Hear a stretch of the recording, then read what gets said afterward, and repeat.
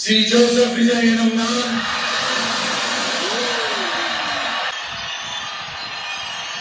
சட்டப்படி அமைக்கப்பெற்ற இந்திய அரசியல் அமைப்பின்பால் உண்மையான நம்பிக்கையும் பாராப்பற்றும் கொண்டிருப்பேன் என்றும் இந்திய நாட்டின் ஒப்பில்லாத